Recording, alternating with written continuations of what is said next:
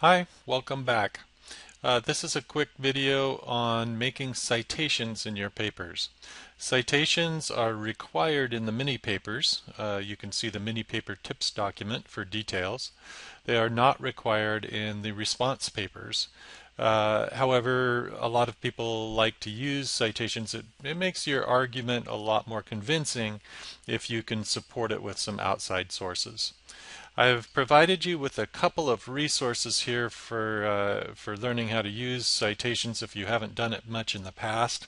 One is under content in the course support module. There is a citations link, and that takes you to the PCC library page on citation, and they have examples and all sorts of things here. I will take either the MLA or the APA format.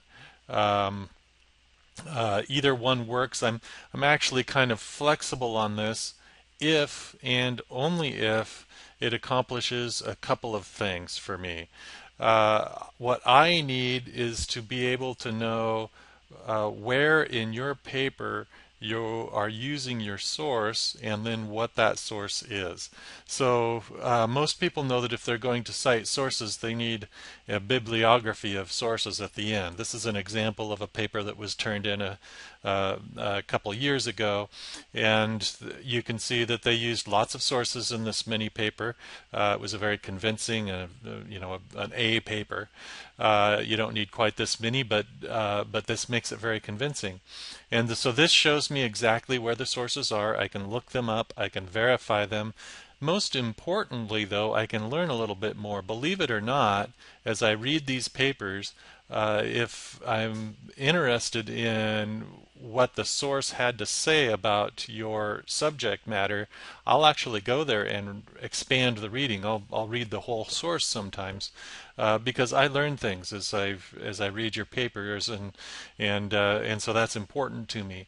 But in addition to knowing where you got the information, I also need to know where you've used it in the paper. So there's a couple of ways you can do this. One is, as in this example right here, you're simply making a statement, and then you are referring to the source that is down in the bibliography along with a page number. And then the other way is to actually quote the source. And if you're going to quote the source, you need to put that in quotation marks. Otherwise, it's technically plagiarism. So you put it in quotation marks, and then again in parentheses you put the source. And what is in parentheses should match what is down here under your sources. So here's the Rodwell, here's the Collins, and now I've got a well-referenced paper that I can very easily check the sources on, and I can learn a lot as the reader of the paper, and you're going to be a lot more convincing. Now, one more word about sources is that these need to be legitimate sources. The web is all well and good, and as you can see, this student used some web sources, which there's no problem with that as long as it's a reliable source. There, as everybody knows, the internet is full of crackpots, wackos, and so forth. Make sure that you verify that the source you're using is legitimate. And Wikipedia is a great place to start your search, but it is not a source because you don't know who made that Wikipedia entry. Anybody can make a Wikipedia entry.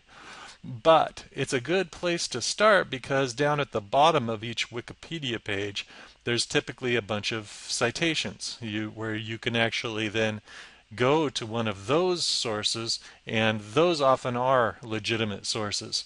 So that's the distinction I'm trying to make here. Not just some guy that wrote something on the internet, but somebody with some credentials that actually has something to say on the subject. That's it. That's what we're looking for on citations. I'm doing this video because a lot of people lose points on the first mini paper, which is the delegation mini paper, just because they're not citing properly and I can't verify anything. So just do it this way. It's not that hard. Once you've done a couple of these, it'll be easy. Thanks, and I'll look forward to reading your first mini paper.